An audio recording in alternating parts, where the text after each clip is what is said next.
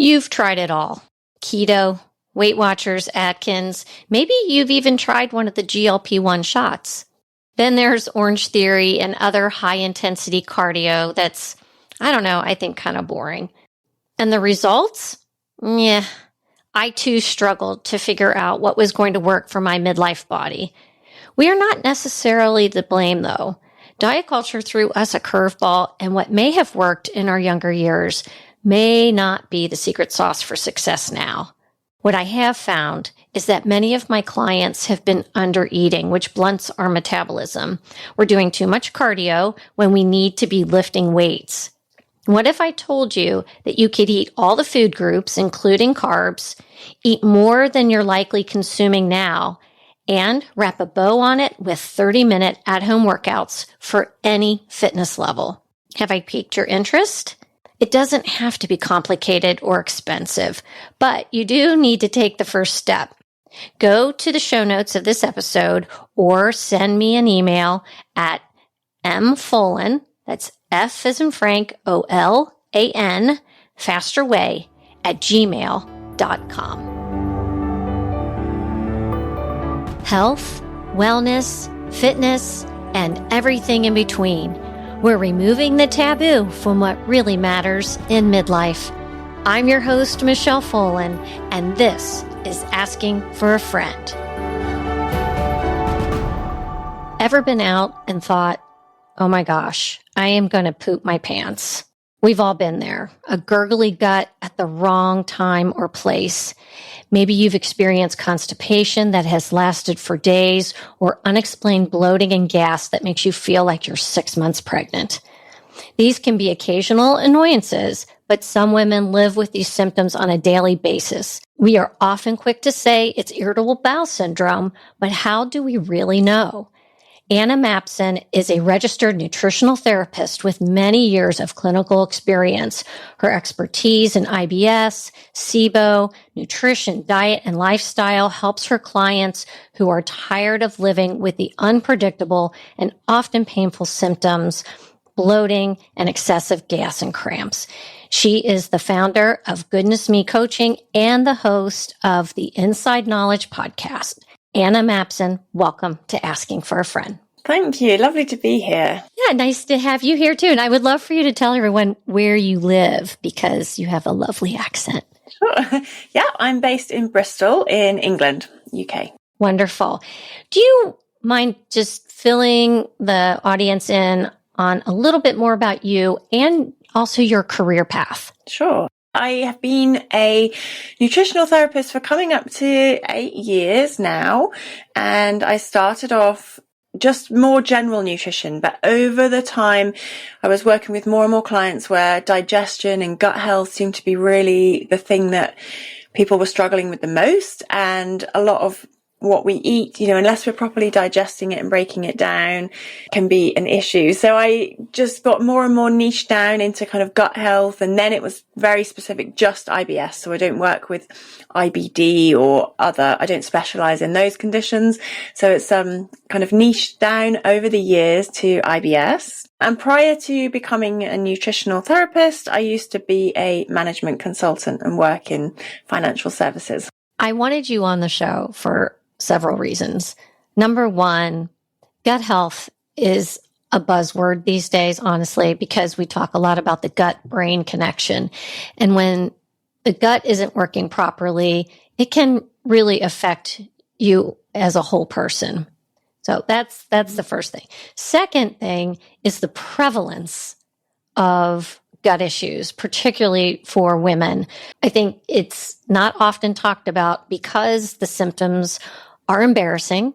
It's not fun to talk about. It's usually not brought up at book club or out to dinner because, again, it's, about, bloating and gas and diarrhea and, all of that stuff. So I appreciate the open conversation that we're going to have today.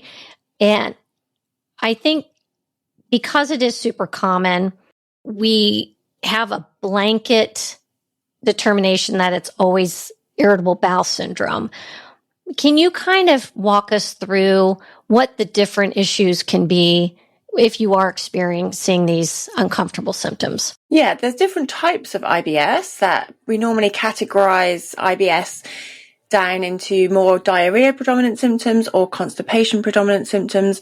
And it's tricky to get a diagnosis because it is normally an exclusion of other conditions. So in order for your doctor to say, yes, you've got IBS, they have to also rule out other conditions that present with very similar symptoms like celiac disease, inflammatory bowel disease, maybe diverticular disease.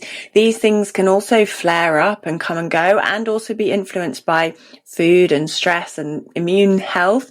And so it's really hard to pinpoint it's just IBS. And I say just like in inverted commas because actually the symptoms can be incredibly life altering. I've worked with people who, haven't been able to leave the house because they're so worried about incontinence and needing, like you were saying, needing to rush behind a bush and go to the toilet quickly. These are real problems that affect people's lives. And also the pain is another thing. So that's a real common symptom across IBS, no matter what sort of presentation you come with, is this abdominal pain. And when we're looking at a sort of IBS diagnosis, that's one of the main things that will be present. So normally you have to have some sort of change in your bowel habits over 3 months, like occurring at least once a week. So with constipation, it might be that you don't go more than 3 times a week, for example. Whereas with diarrhea predominant, people could be going, I've worked with people who have 7 or 11 trips to the bathroom every day with watery diarrhea and everything in between. So sometimes it flits from one to the other and you don't know what's happening. So it's a whole range of symptoms. And because it's called Irritable Bowel Syndrome, syndromes are like a collection of symptoms that we don't really know what the cause is. That's the other problem, is you get this IBS diagnosis, but it doesn't lead you to a clear treatment plan, because one person could have a completely different set of symptoms, triggers, and just their experience of it. It's completely different to their neighbour who might also have IBS, but be living a completely different lifestyle and eating different foods because that's what suits them. So it's difficult, and like you said, it's really embarrassing because people don't really want to talk about it unless it's someone you're very familiar with. Right, like a sister. Yeah, your best friend or someone else, or your mum maybe. Those things are those kind of conversations about having really odorous gas or nearly having incontinence, those kind of things you don't share with your acquaintances or work colleagues. No. Depends how close you are to your work colleagues, I guess. So you did say this, that you can have kind of the array. You can go from being constipated to having diarrhea. So it is something that can go both ways. Yeah, there's a third type of IBS, which is mixed, where people sometimes have constipation and sometimes have diarrhea. But broadly, most people tend to just have constipation or just diarrhea. The thing that gets confusing is occasionally people will get overflow diarrhea. So they're actually constipated with hard stool stuck in the colon, and then they're getting diarrhea. So they think, oh, I'm moving between diarrhea and constipation, but actually they're still constipated. It's just that there's this hard block of stool and the rest of the liquid is spilling around the edge and presenting as diarrhea. So this can be very confusing, because actually getting your bowels moving and taking a laxative potentially might be what you need, but you think if you've got diarrhea, that's the last thing you're going to want to do. But actually it might be clearing the blockage, getting things regulated and more normal, then that can make you feel a lot better. So, yeah. Okay. And then we talked about food and maybe stress as being triggers. Are there environmental triggers at all with irritable bowel? I mean, often, it can be genetic as well. So there can be things that get passed down through your family.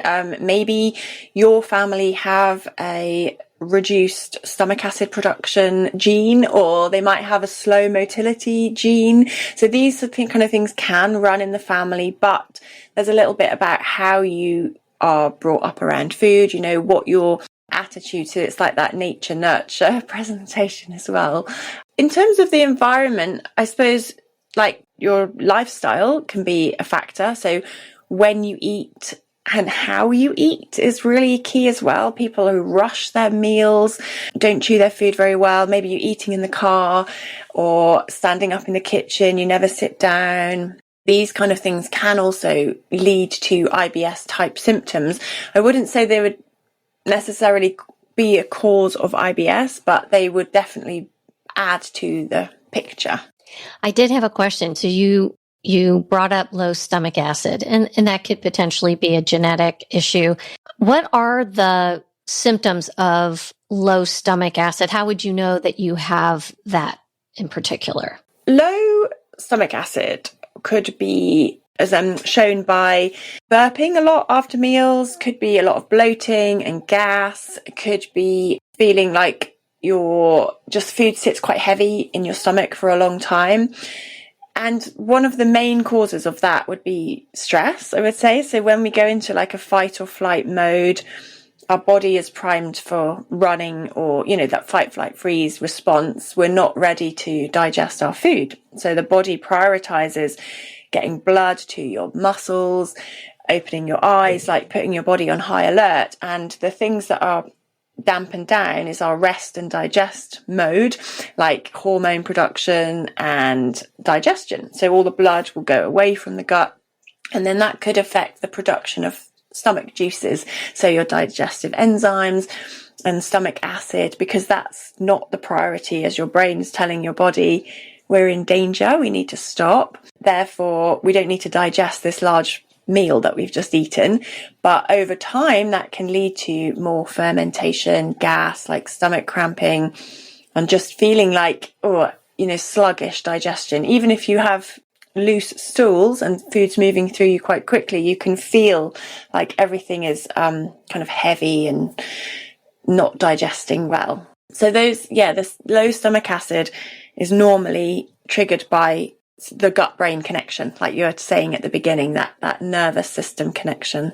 Is there any treatment for that? Well, trying to engage your brain in digestion is quite a good first tip. So I like to get my clients to start thinking about their meal 30 minutes before they eat.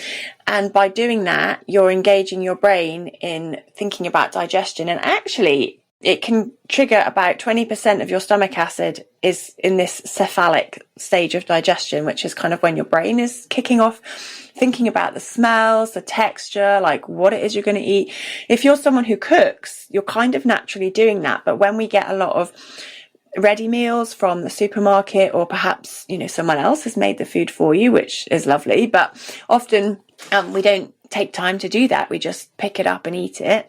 And so, that can really help. So, and also doing some deep breathing before the meal. It might just be 3 deep breaths or maybe 1 minute of calm breathing, but it just tries to get you out of that high nervous system alert and into more calm, like ready to digest. We did talk about environmental a little bit, but can your childhood eating habits contribute to GI issues in adulthood? Possibly. I think things that get passed down might maybe be around where you eat. So sometimes you sit in front of the TV and eat, and on the sofa, and just the positioning of our body, like physically, is hunched over instead of sitting upright and tall and letting the food go down. So those kind of habits we pick up from home. Also, maybe how quickly you eat. So I had a client whose parent was quite restrictive with what the children were allowed to eat. They were quite controlling, and so they grew up having to eat really, really fast in order to eat what it was before it was kind of taken away. And so that person she felt like she had to eat all the time to get it down, and actually was overeating because those kind of habits, or those like learned eating patterns. So I think definitely how our food script, if you like, that is created when we're children has got a huge impact on our relationship with food. What foods are allowed, what's good and what's not, what's healthy. Whether you get treats for being good as well is quite a big thing. So we can all think about that, you know, if you have your own family, like how you want to replicate it or not replicate what you grew up with. Oh, and I think that is such a great point, because we all take that stuff with us into adulthood, whether it's good or bad. I know growing up, we were never made to sit and eat everything on our plate. My parents were, hey, you just try everything. We called it the polite bite. Just try it. You may like it this time. That's what my dad used to always say. You may like it this time. But if you don't like it, then go make yourself something else. There was never a additional meal made for someone if you didn't like what mom made that night. So anyway, there is SIBO. Yes. And if you could explain what SIBO is and what the symptoms are. I know this does come up occasionally on the show, and I want to make sure everybody understands what it is. Yeah, small intestine bacterial overgrowth is an excess of microbes living in your small intestine. So we do have some naturally in our small gut, and they're there doing a good job. But if you have too many, and that can be for a variety of reasons, they can contribute to bloating, gas, especially like smelly gas, abdominal pains and cramps. So very similar symptoms to IBS. And actually, there's a range of different studies, but between 4 and 78% of people who have IBS are actually likely to have SIBO, which is quite a lot. So sometimes the dietary manipulations that you can do for IBS don't always work because it's actually caused by the microbes. So these microbes typically create 3 types of gas, either hydrogen, methane, or hydrogen sulfide. And they can be, like I said, quite smelly, or cause you to actually change the transit time of food as well. So methane affects the nervous system of the gut. So the smooth muscles that push the food through and also help the gut stay clean. Methane slows that process down. And so therefore you end up with more overgrowth because you've got more time as the food is and the bacteria are traveling through. So it's kind of a complicated condition and not everybody knows about it. And I don't know where you are. I mean, in the UK as well, it's quite patchy in terms of whether your doctor will have heard of it. Gastroenterologists won't always test for it. So it's very hit and miss depending on your medical team as to what treatment you get. How do they test for SIBO? It's a breath test. So it sounds a bit weird that you can breathe out gases where the gases are in your digestive system. But essentially you you have to do a prep diet for 12 hours. So you don't eat any fiber and you just eat chicken, rice and white rice and potatoes. Very boring diet, just 12 hours though. Then you fast for 12 hours. And this means that you have no fibers in your small intestine. So everything from the day before should have moved all the way through. Then you drink a little sugary solution and measure your breath at set intervals. So it's either every 15 minutes or some companies use every 20 minutes. And then what you're doing is measuring how much of this methane or hydrogen you are breathing out. And then that will tell you how much of the overgrowth you might have, because humans are not supposed to have high levels of methane in the breath or hydrogen. So we can measure in the breath, and then that gives us a sense of how many parts per million of each of this gas is in your breath. And then that leads to know what kind of treatment you might give. And what would that treatment be for SIBO? There's different approaches depending on whether you're working with a doctor. First of all, so doctors can prescribe specific antibiotics that are known to kill off gastro overgrowths. So there's a couple of common ones. And then there's also alternative treatments for people who don't have access to a doctor. So supplemental herbs, so things like oregano, berberine or allicin. Again, depending on the type of gas that you have, the levels that you have, and what else you're doing with your diet. So all of those things would contribute. But I think knowing that you've got SIBO in the first place kind of can help with a treatment plan, because like I said at the beginning, with IBS, you don't really have a clear treatment plan. But with this, it's something that you can tackle. But SIBO is normally a symptom of something else. So like, how did it overgrow in the first place? What would be the cause? And that's like going up a level to try and identify how you can improve your digestion. Yeah. Oh, man. Do you want me to say the typical kind of causes for SIBO? Or? Yeah, absolutely. Yeah. Now you've got me. I'm like, the wheels are turning here, Anna. Yeah. I mean, it can be caused by a whole range of things, but one of the common causes is a previous food poisoning incident. So if you had a really bad episode of diarrhea and vomiting, maybe you ate some bad shellfish or a dodgy bit of uncooked chicken, this then leads your body to wash out the toxins. So that's how you get the diarrhea. Your body's trying to get rid of it. And as it's creating this immune response, your body is also creating antibodies to the toxin that is there. And then this antibody is very similar. So the antibody also works on a protein called vinculin that is responsible for the motility of the small intestine. So this antibody to the toxin can also damage your motility sometimes. So this is where food poisoning, and sometimes it is called post-infectious IBS, and that can be a common cause of SIBO. And it might be 2 years after the event, up to 2 years later, that's when the SIBO really starts. It can also be caused though by adhesion, so like physical structural things that slow down the small intestine. So perhaps the sides of your intestines are sticking to another organ inside, or there's a loop, like a little bulge in the small intestine, a pocket, and bacteria is collecting there, or maybe a growth, or the small intestine has got smaller in some way. It's got like a stricture. So there are lots of reasons why it might slow down.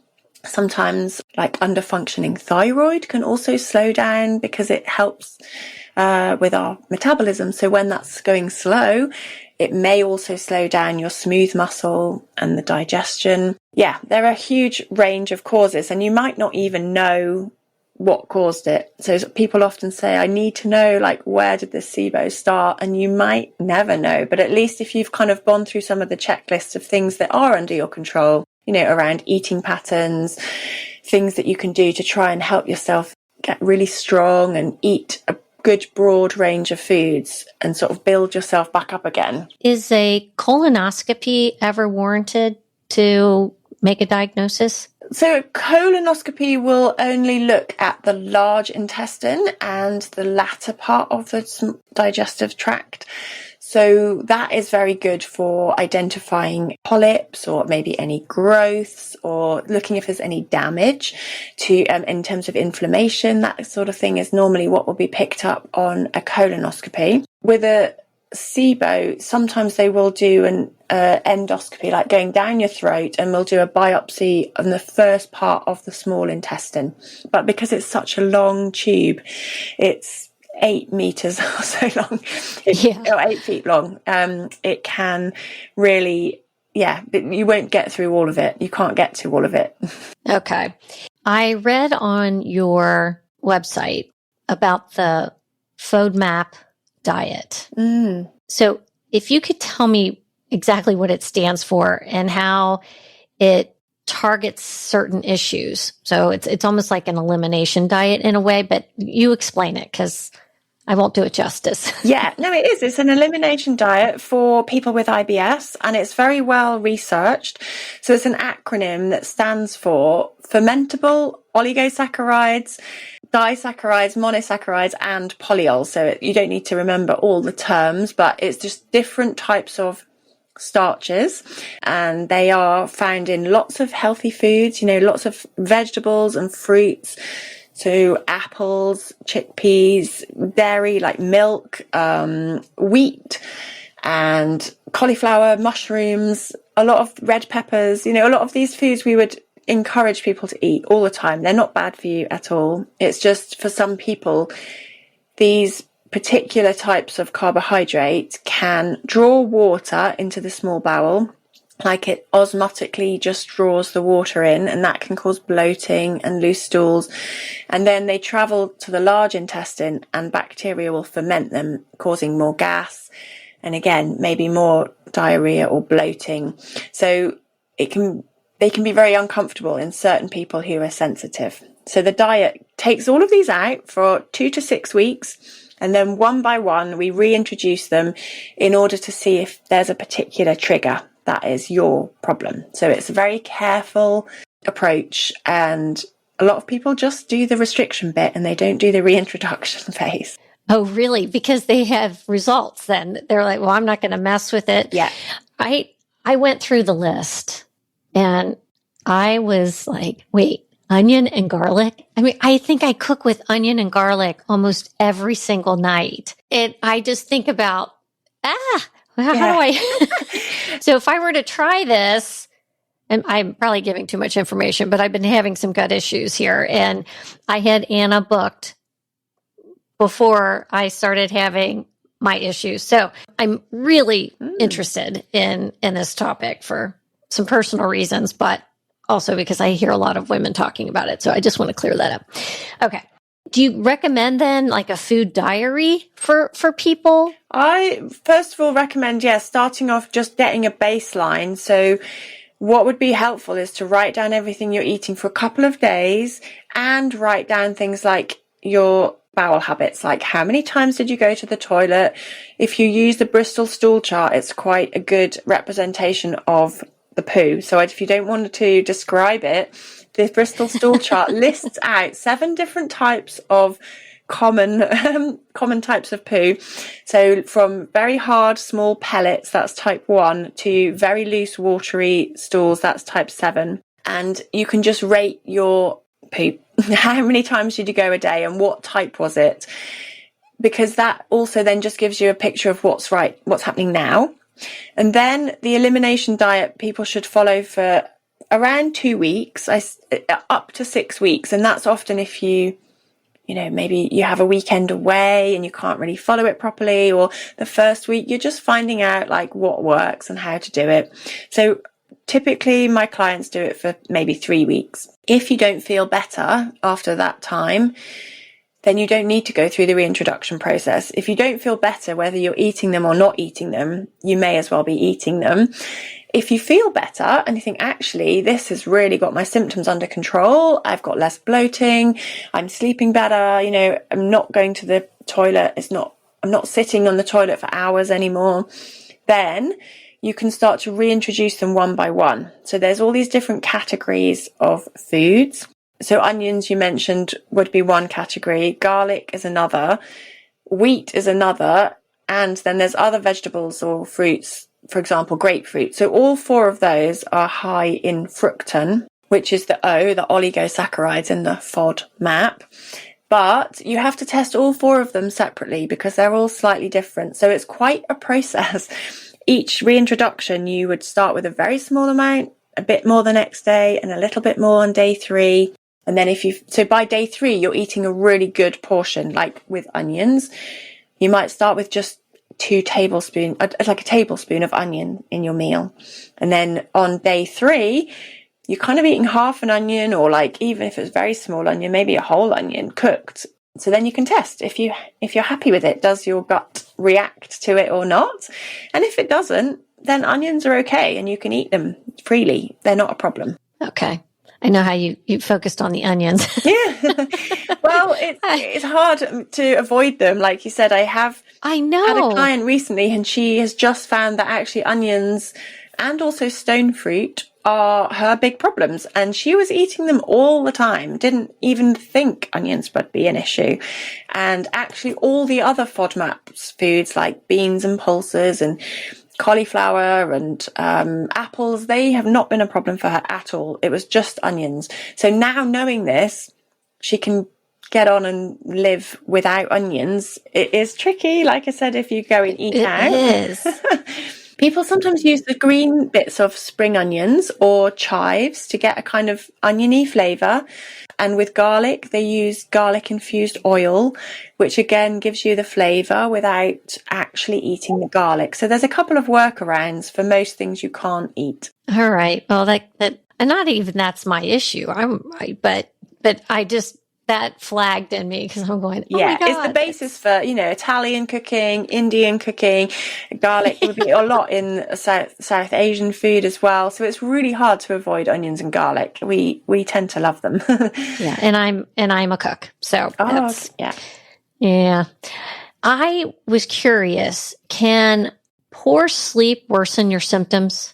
Yes, it definitely can. So there is evidence that when you don't sleep well or you're very, very tired, you have worse anxiety, that you feel more pain, and those two things can really be a problem in IBS. So there's a big overlap with people who have IBS and high anxiety or low mood as well, partly to do with, maybe to do with this gut-brain connection that we mentioned. The nerve that connects the gut to the brain is really a super highway of information. And if you're not feeling good mentally or emotionally, that has a big knock-on impact. And so that obviously then disrupts your sleep as well.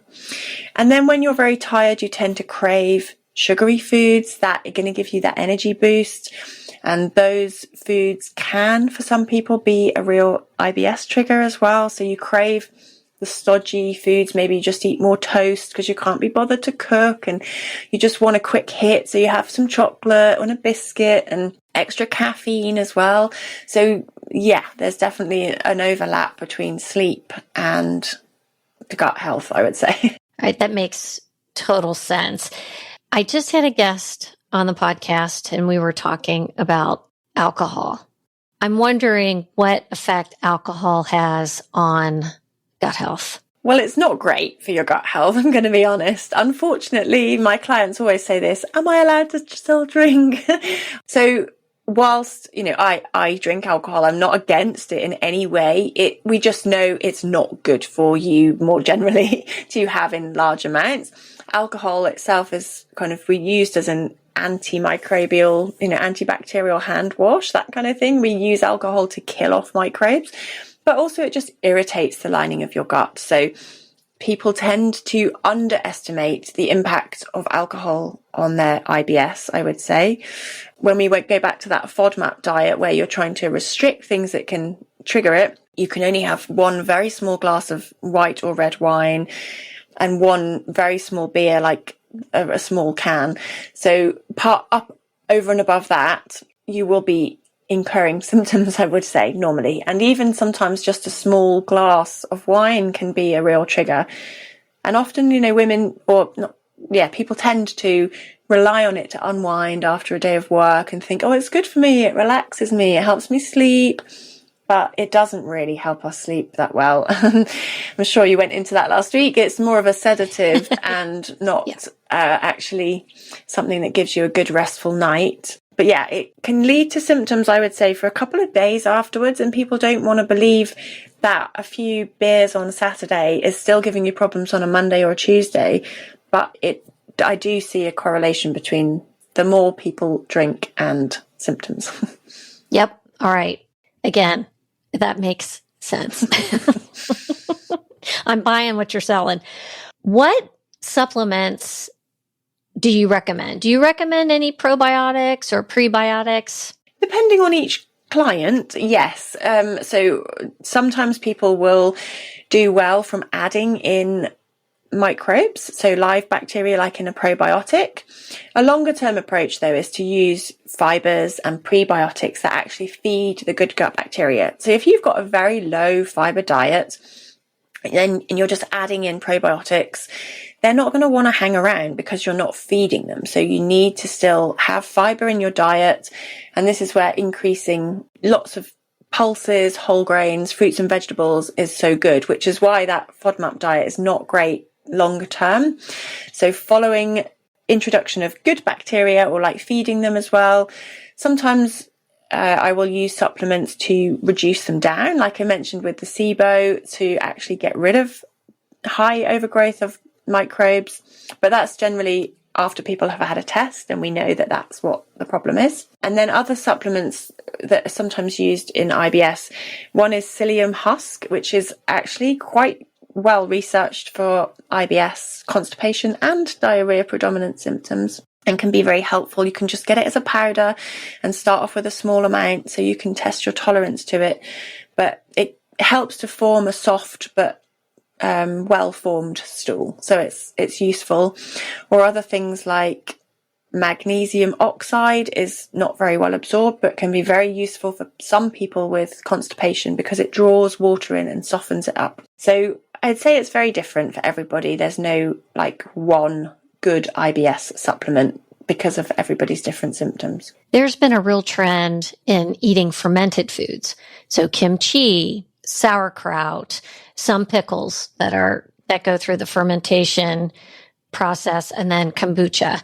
When would those be helpful with someone with IBS? They're helpful for most people, I would say, but you might want to start with a small amount and see if it makes things worse.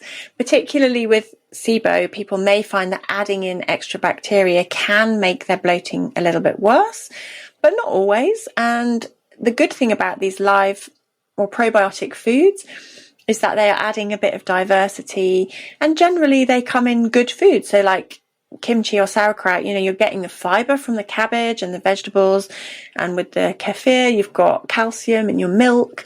So they're generally pretty healthy foods, I would say, and traditional forms of food preservation are good for us. But you don't have to have eat a whole jar of sauerkraut or down a whole pint of milk. It's a small amount is good to just add in.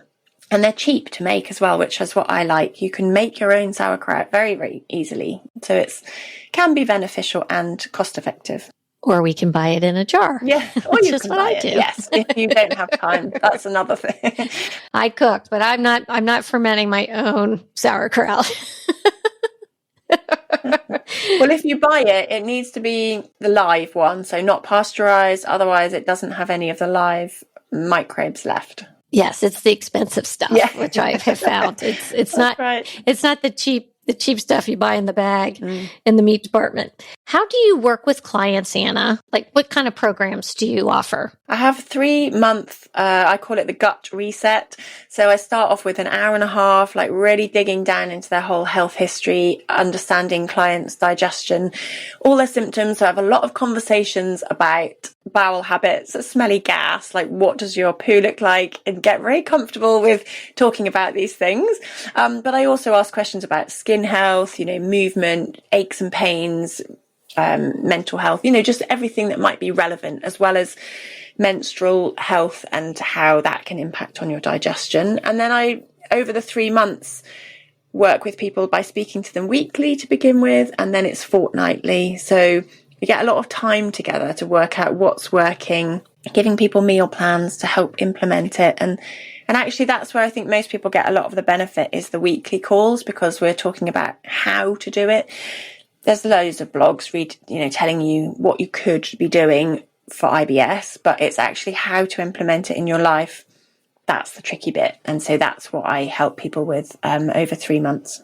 And then you had like a free offer or something on your site? Yeah, I've just got like the first download is sometimes where I think people could start, which is non-food related IBS strategies. So there's 5 non-food tips for IBS, and that's a good place to start before you even start changing your diet and cutting things out and going dairy and gluten-free and all of that, is just to think about how you're eating, like sleep, some of the things we've been talking about that can make a real difference. Then you can move on to other dietary interventions that are maybe more tricky or more longer term, but sometimes those simple things can be a good start. Yeah, that is a good start, good baseline at least to get. Can you share a client success story? I have had, a number. I'd say everybody, I can't guarantee anything in 3 months. So when people come to me, they're always like, is it possible to get everything gone in 3 months? But I have had some amazing success stories where people have been on such a restricted diet, maybe eating only a handful of foods. There's a guy I worked with who was in a lot of pain, and he was probably only eating 10 foods on repeat day after day after day, and going through a really careful reintroduction process, explaining a lot about how the foods would be potentially affecting your gut, and then looking for those symptoms. And actually he found that all the foods he'd been scared of were not really the issue, and there were more lifestyle things that also were playing into it. And he really got back to eating a great range of foods and absolutely started loving cooking again, like becoming interested in eating. That's the problem with socializing. A lot is around going out for drinks, meeting for a meal. And so when you can't eat food that everybody else is eating, it is very isolating and lonely, and that kind of thing is really rewarding for me. I love it when people can just get back in touch with food and back in touch with socializing, or kind of get back to living their lives again. Yeah. That must make you feel really good when you have a client that is able to start enjoying their lives again. Yeah. Because they're not worried about going out, for one, and having those symptoms, but also the social interaction. Yeah. That's very special. And being able to leave the house, without fear of incontinence is another problem, that when you know what your food triggers are and you can avoid them, then you're able to eat more freely and to, again, enjoy going out, or just know that you can go to the shops without having to take a change of clothes with you. Oh, God. Oh, the stuff we have to deal with, I'm telling you. What is one of your core pillars of self-care? What do you do for yourself, Anna? I really enjoy Irish dance. So that is my hobby, and I've been doing it for 6 years, and I've always loved dancing. I started when my children they both used to dance, and now only the older one does. She's much better than me, but I just do it because I love it. And so finding like a physical activity that I love has been one of the really important parts of my self-care as I age and getting through this stage of life. Yeah, exercising, but doing it not just for exercise sake, but in order to get fit so that I can be a better dancer. Oh, well, that's awesome. My girls did Irish dance when they were kids, and yeah, it was really fun, actually. Yeah, I know my oldest daughter, she's 29, and if you ask her, she'll probably get on top of a bar. Yeah. and do a little Irish dance still. She hasn't forgotten a step. Yeah, it's quite a good fitness, because it really does keep you fit. Like, it's so high impact, and so it's quite motivating, because I train with a lot of younger people, teenagers or people in their 20s. So it keeps me going. Wait, you got to think that the impact is good for your bones and staying, working on your muscles and all that. So you're probably doing a really good thing for yourself. Anna Mapson, where can listeners find you and your podcast? I have a podcast called The Inside Knowledge for people with IBS, and that's available on Spotify, Apple Music, everywhere you normally get podcasts. And also my website is goodnessme-nutrition.com. And on Instagram, I'm goodnessme_nutrition. Anna, I so appreciate your expertise. This was very enlightening. I am going to guarantee you that you really helped a lot of my listeners today, because I know that this is way more prevalent than we talk about. And so good for you for doing such amazing work. Thank you. It's been great. Thank you very much. Thank you for being here. Follow Asking for a Friend on social media outlets and provide a review and share this show wherever you get your podcasts. Reviews and sharing help us grow.